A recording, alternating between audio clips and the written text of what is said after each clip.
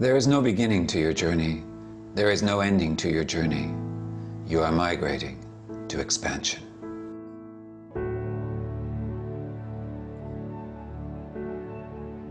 There is no beginning to your leadership. There is no ending to your leadership. You are migrating to expansion. There is no beginning to who you are, and there's no ending to who you are. You are migrating to expansion. Migrate to expansion, to live in the nomadic mindset, to never settle for too long. In your mind, always move, always expand to discover better routes and greener pastures. This is where great humans thrive. Are you ready to migrate to expansion? Your time is now more than ever before. If you let this moment pass, you may just miss this moment to thrive. I invite you to take a deep breath, look to your horizons, and step into the nomadic mindset uncovered.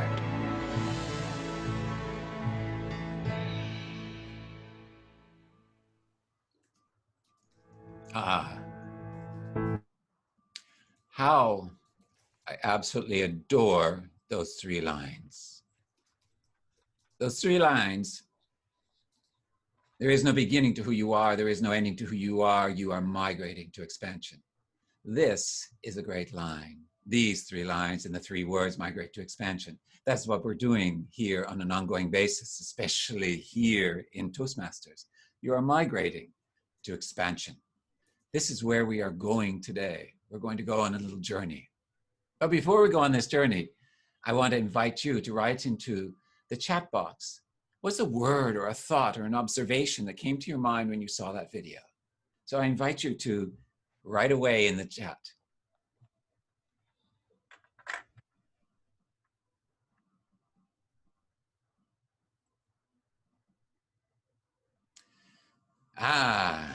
Beautiful video. Free, open mind, inspiring, possibility, and awe, fabulous, horizon, inspiring, in the solution to tyranny, enlightenment, movement, small world, uplifting. Thank you, Tracy. Yes, all of these are very beautiful. This is what I want you to hold on to those as we go through this today, because this is really part of the whole subject matter. So I want to welcome you all. And thank you very much, Toastmasters. Thank you, Fleming, for this wonderful time. Thank you, Peter, for all this great time. And also thank you, Mary, for this wonderful moment to be here with all of you. I invite you to be alone in here in yourself, but at the same time in community with everyone that is here. So we're going to talk about the power of observation and community, of which I reached a lot more from when I was doing my research for the Nomadic Mindset, Never Settle for Too Long, which is the name of my book. But what I found was to uncover the nomadic mindset is behind this. This is what lives in every single one of us, and it lives within every single one of you, especially now. And this is the perfect time to talk about it. So let's go on a little bit of an observation journey. And I want you to think of this as a metaphor. And I also want you to think community as a metaphor. And as we go along, we're going to go on a journey. I'm going to share with you a variety of different ways that you may see this as a metaphor and different things in your life. So the first step is this. In December 2017, I found myself in Kenya. And in Kenya, I was in the south, in the Masai Mara, where it's circled around there, which is borders on Tanzania.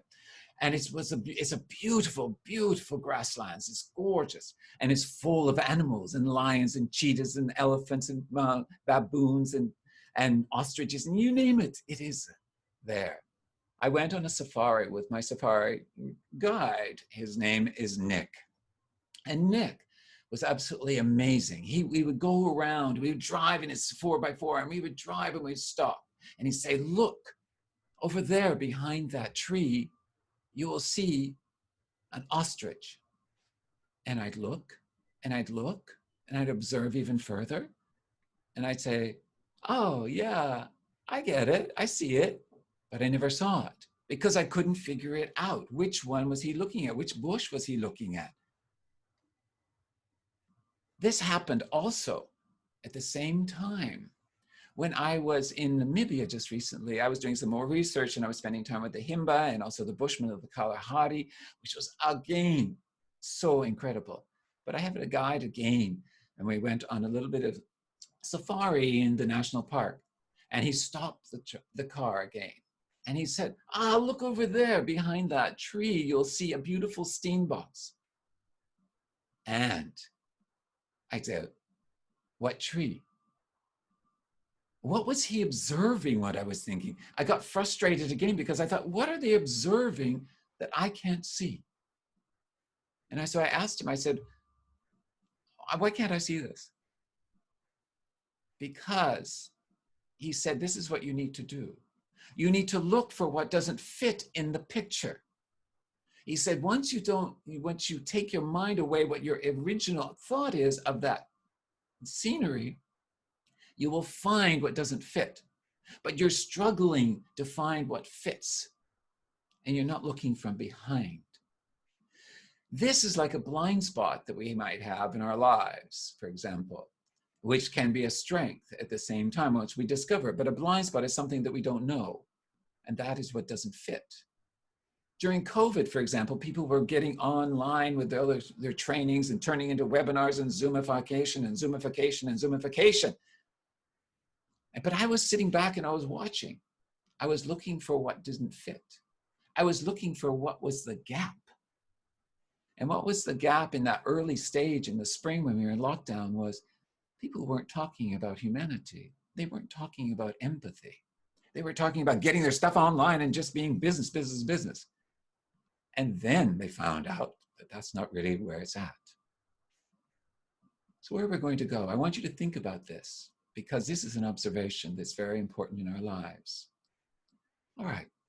My promise to you over the next few moments that we're going to be is I'm going to give you a fresh perspective, a very different perspective, perhaps from a nomadic point of view, looking through the lens, hopefully, of some nomadic cultures, which I have been with.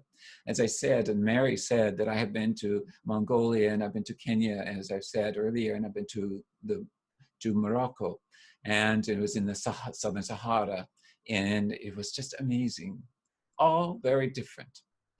And I'm going to share with you my quest. I'll share with you a little bit about the nomadic mindset. And I also will share with you 2 arrows, which I call, which are weapons. But these weapons are our resources. These are the most beautiful resources that we have. But I'm going to share with you not everything which is in my book, not everything that I have been able to glean from all of this exposure. But I'm going to give you a little bit, which I think is very relative to you and to each individual here. So let's go. Shall we go? Yes. All right. Good. Again, 2017, as I told you, I found myself in the Masai Mara. I'm standing at the edge of the Mara Simba Lodge, overlooking the beautiful Masai Mara. As you see, this is the picture I see from the balcony. And it's beautiful. I see the Talak River below, but it is very drought-ridden at this point in time. At one point, I look over and I see on one of the sandbars, I see a crocodile with its mouth wide open, wide open. And I'm going, why is that crocodile with its wide mouth open? And on the other side of the bank, I see there are 3 baboons just sitting there looking, how do we get across the river? There is a crocodile on the bar that we need to go. You go across as our... Anyway. I don't know what happened. I didn't hear any screams. I was waiting for a Maasai warrior. I was waiting for Benson. Now, I don't know if you've ever met or have ever seen any Maasai, but this is what they often look like, the men especially. And this is a dance, a typical dance that they're doing, and they do it by jumping up and down, and they go jump very high. I tried it, and I could barely get off the ground this far. I felt very, very poor about that. And I laughed. But here, you see what they're wearing, shukas, they're called. Shukas, and they're red, generally red. Now, here's a secret for you. Do you know why they wear red? Perhaps not. They told me they wear red because lions are afraid of red. So they wear red every day to keep the lions away. Just think in business, ladies, if you keep wearing red, you might be keeping the lions away from you, and you'll be able to stand strong in yourself. And men, you'll be able to do the same. So think about red. But I'm sitting there and I'm thinking about, what am I going to ask when Benson arrives? So Benson arrives, he sits down, he's very majestic, he sits very long, tall back, he has these beautiful, beautiful big eyes, and he is observing me completely with his eyes, and he's staring straight into me. I can't even feel or see in his body that he's breathing. He is so still, but I know that he's completely alert at the same time. And I know that he's listening, not just with his ears, but with his tentacles inside and out. But I know that he's observing inside himself and he's observing outside himself. He's listening in, he's listening out. It is a complete in-out. But they don't just see and observe what we do in one direction. They observe in one direction, but see 360. Now that's a trick, huh? But why they observe? Because they're feeling. So he sits there, and this is the most magical thing. He just sits and he stares. And I ask him first world questions like, how do you build trust? How do you deal with change? What are some of the rituals of a warrior? What are some of the rituals of your clan and your tribe? And then I ask him about migration. Why do the animals migrate? So he says to me, he says, migrate. Why do they migrate? They migrate for survival. They migrate from the Serengeti to the Masai Mara, and then they migrate from the Masai Mara back to the Serengeti. And during the different seasons, seasonal changes, seasonal ways of being, seasonal food. But he said also one other thing they do. And he says, they migrate to give birth. To give birth. Now that is a beautiful thing. It went ping in my head. Why did it go ping in my head? Because I thought migration, birth of ideas, birth of creation, birth of innovation, birth of ideas, decisions, different creations, different ideas for your speeches. These are births. But this is a migration. What did I say at the beginning? Migrate to expansion. They're migrating. But then I want to share with you a little bit about migration.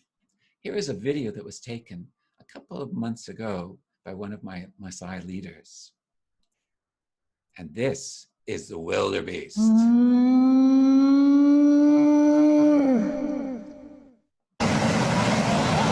at them. They are migrating. Look at them coming out and down, just breaking through. This is a community. This is a clan. This is a tribe. This is all these are wildebeest. They are me. Observe and see. Watch. See the way they move together. Yeah, migration. That's pretty amazing. Has anyone ever seen such things? Maybe on National Geographic or something like that, but I haven't seen it yet, but I want to go and see it. And I'm so excited about this. But that's migration. But it's also about the community that you're moving together. This is about leadership. This, if you think it to your family, do you think it to your work? Do you think it to your teams? Do you think it to Toastmasters? This is migration. You are moving. But Benson then came up and he said the following to me. He said this, as a culture, as a community, as a tribe, we are migrating. Where we were is not where we are evolving. We are migrating. Where we were is not where we are evolving. Think about it.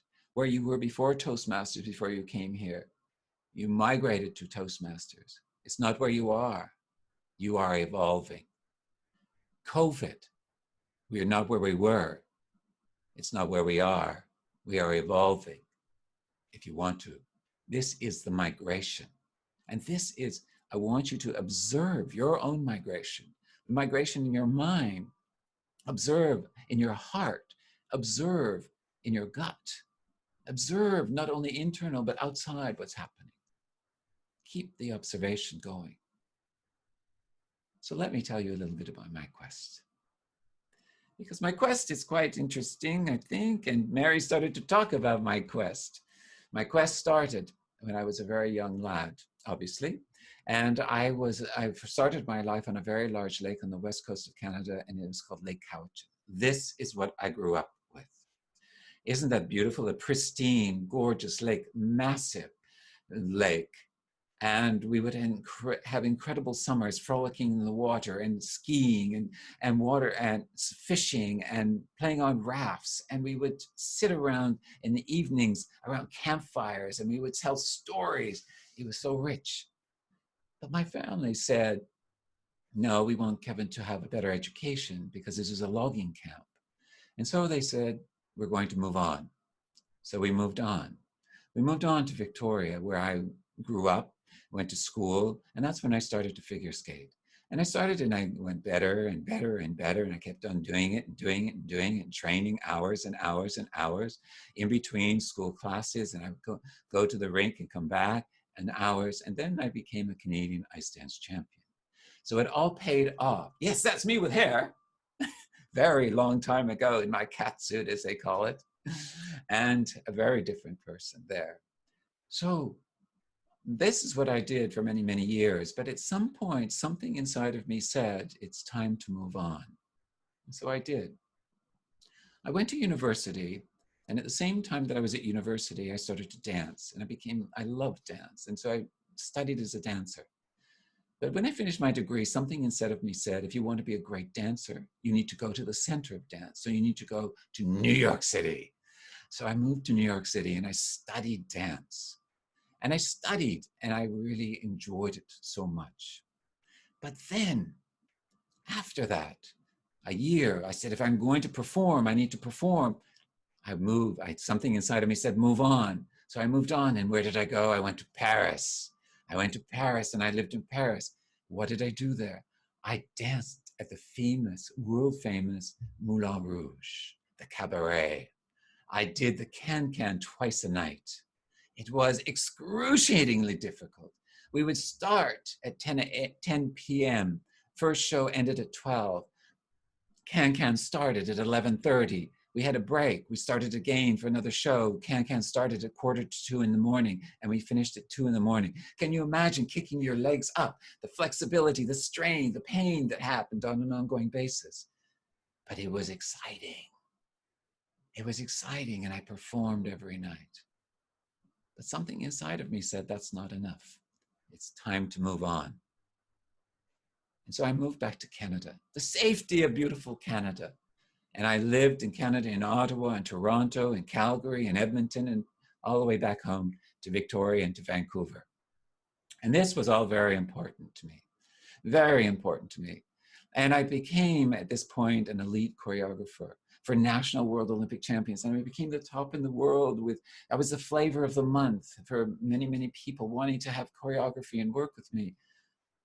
And then I had the incredible experience again of the Olympics. I directed and choreographed the closing ceremony of the Olympics. 2 billion TV audience, 60,000 in the stadium with candles swaying everywhere. And one would have thought, you reached the top of the game. You've top of the game. But something inside of me said, move on. Which takes me, there's lots more in between, but it takes me to where I am today. It takes me to where I was doing big shows. I have my mentor who worked with me, Frederick Herron, to where I am with the nomadic mindset. I spent my time with my mentor with 1 hour finding my theme. He got curious about my idea of the nomadic mindset. In fact, it hadn't come up that, but he was curious about my brand, the Global Nomad. He said, I'm curious, what's his nomad? So let's look it up. And then he asked me so many questions. And then within that hour, the nomadic mindset appeared. And then the research started. But this is what's happened from that. The observation, the communities that I have enriched my life with, nomadic cultures, and seeing them, something I would never, ever have done, ever. It was never in my mind to do. but the observation of watching them, watching that hand you see as he's giving me the cup. That is a beautiful observation of how he gently, from his heart, is giving that. It's the same thing for all of us. How are we observing? What are we doing? As speakers, we must observe our audience. We must observe people so that we can enrich ourselves to give back into society and serve. And so that's what it's come to.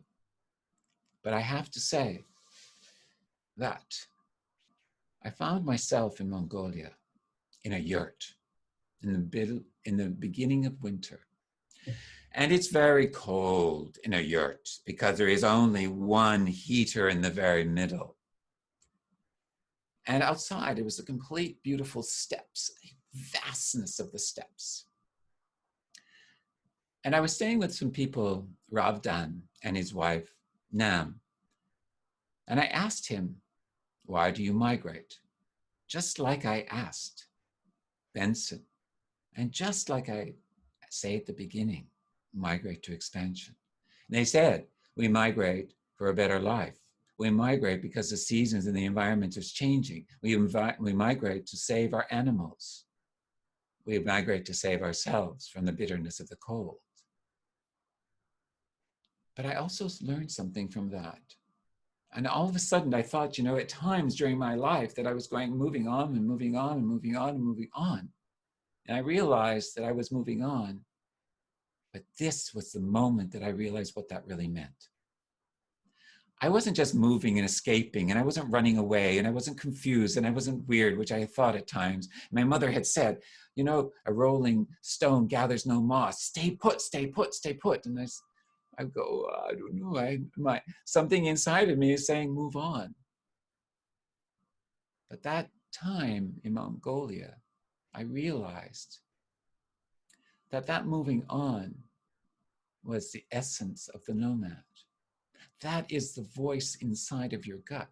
That is the voice inside of your head. That is the voice inside of your heart, which is saying to move on. Find a better life. Find new learning. Find new growth so that you can serve more. That's what I found. Yeah. Now, let me share you a little bit more about that. Arrow number 1. We're going to go back to finding out what is a nomad.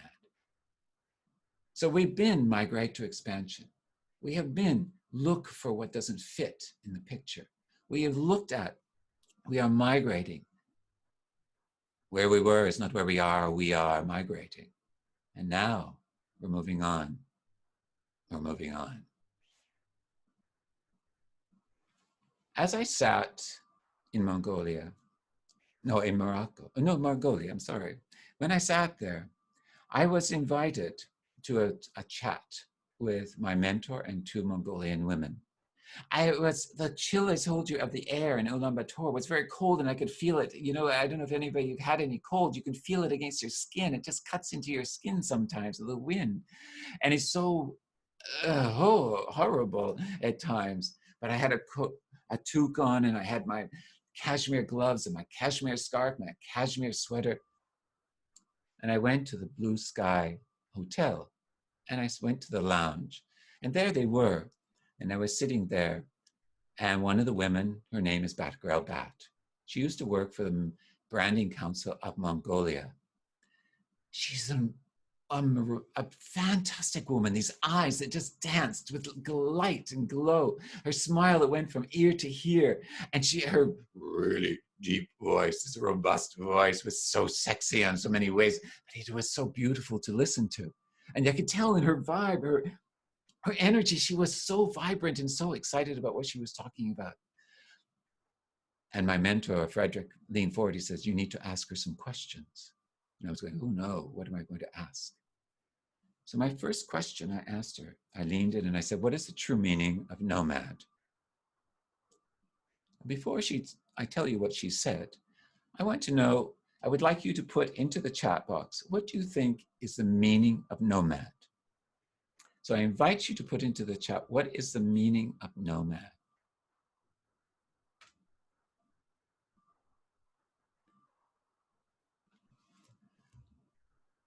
what would you call your migration destination? A wanderer, journey with the seasons. These are beautiful.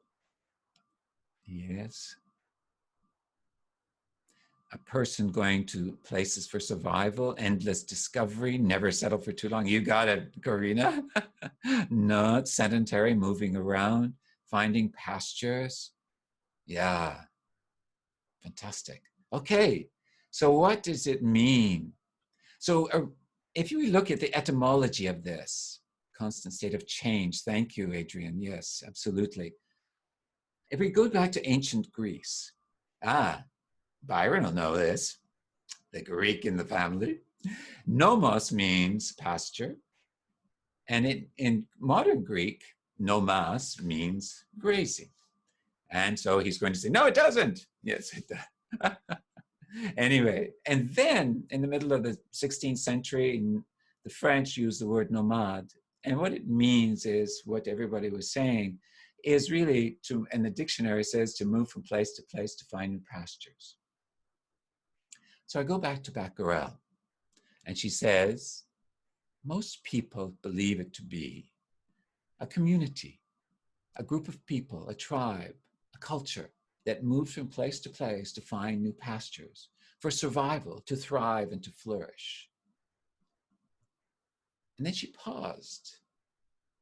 And there was this pregnant pause in the discussion. And I leaned forward, and she leaned forward, and she said, no, that's not what it means. She says it means. She says it means. Whoops. It means the movement of the mind. The movement of the mind, the movement of the mind. Isn't that amazing? It means the movement of the mind. So imagine this little nomad inside of your head going from one pasture, one direction, all around, but they're looking, they're searching, they're looking for new ideas, new conversations, new ways to discover things. They're looking for new negotiations. They're looking for ideas. You're looking for new subjects to speak about in your Toastmaster speeches. It is about looking. It's about the movement. What is migration? It's movement. What is we are moving? Where we were is not where we are. We are evolving. It's movement. It's all about movement. And what did I say? Move on. It's about movement. We get stuck in our lives. We get broken in our lives. This is a narrowing in our lives. We need to migrate to expansion. And that is seeing the bigger picture. That's observing. That's observing. Take the time, meditate. Take the time to meditate. Take the time to journal. Take the time to look at even a busy street, a busy community, a busy hawker stand. You'll find observation and you'll find stories. You'll find information. This is something we don't do because we're on automatic pilot. And we don't allow the movement of the mind to flourish. We put up boxes from education, boxes from governments, boxes from organizations, boxes from commercialism. We put up all the boxes and we put the borders. Nomads don't like borders. They love to move freely. It's the fluidity. So further to that, I realized that in neuroscience, they say there are three brains, right? Three brains. The head, the heart, and the gut. The head, the heart, and the gut. Okay? So the nomad freely flows from the gut to the heart to the head and back again throughout your body, just like the blood that flows through you, just like the air that flows through you. It flows because it's movement. Remember, we are never not moving. Never not moving. Our life, everything is moving. Everything is energy. The nomads know that everything is interconnected. They know and they live this way. You do something wrong on one side to an animal, it's going to come back and hit you on another side. It is this movement. So let's go on to the third. or the second arrow, sorry. The second arrow. I'm in Morocco, but I'm talking to an anthropologist who is absolutely a specialist in Berber culture. Berber culture. And so in Berber culture, it spans across North Africa, from Tunisia to Algeria, and also Libya, and to the south, into Morocco, and also to Mauritania, and to Mali. And these people have wandered across. And he says, when you go on caravan, you take all of your wares and you take your things to sell at the next place that there's a town or a village or a community. And you travel with your family and your community. And in the day, you pitch your tent and you sit in the tent because it's too hot to travel. And then in the evening, you travel. But you sit in the tent, and he said, and you go to bed about 7 or 8 at night because there's nothing to do. And then he says, you get up very early and you climb up to the top of a sand dune, the highest you can find. And you sit there and you observe the sky. Are there any action of clouds? Are there any birds? You observe the wind that is flowing. You observe the sand and the formation of the sand. He says you're constantly observing what is around you and inside of you. And you ask the question, where's the rain? And he said, as you go along on this journey in the caravan, you may come across, which is very rare, another community, another caravan coming in the other direction. And you sit with them. And you have conversation, and you have Moroccan tea, and you have all of the conversations, and you enjoy learning about who they are, even though you don't know who they are. And you have the conversations for the safety of the road. You develop rapport. And you also come to the last conclusion in the last sentence. Where is the rain? Where is the rain? And they say, what you need to do is follow the rain. Follow the rain will get you to your dream. The rain is your dream. Follow your dream to your goal, to your outcome. Follow your dream to your next speech. Follow your dream. Follow the rain. It is the rain. But the rain is rare, and it must be used and savored because it is what gives you life. And the rain, how do you know when it's going to rain? The animals tell you. Wow, the animals tell you. I said, don't you look at the weather report? And they say, no. We watch the animals. We observe the animals. We observe the nature. We observe. In our community, are you observing? In the community of Toastmasters, are you observing? Are you engaging? Are you serving? All of this is within following the rain. So where have we gone? In my story, I told you about myself. I moved on because I was actually following the rain. I was following the rain, which I didn't know what the rain was. I didn't know what was behind the picture, what didn't fit. I thought I did, but I ended up having to go through my life to find out that everything was okay. I was a nomad. I had the nomadic mindset. That's what I realized. So in our journey today, and all of you, is to follow what comes from the rain. Is a beautiful, beautiful rainbow. Look for what doesn't fit in your observe and also be in the community. Remember, migrate to expansion. This is expansion by being able to observe. This is migrating to finding the dream. This is migrating to find and follow the rain. This is what it is about. So I leave you with these quotes, which are metaphors. Look for what doesn't fit in the picture. We are migrating. Where we were is not where we are. We are evolving. The movement of the mind. And follow the rain. Thank you very much.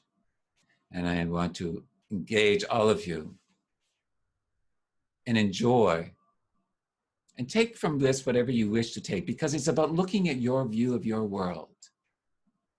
Whether it be a Toastmasters, whether it be your family, whether it be with your job, or if you've lost your job, or with your company, or whatever it is, your relationships. It's about following the rain. But you need to migrate to expansion to get there.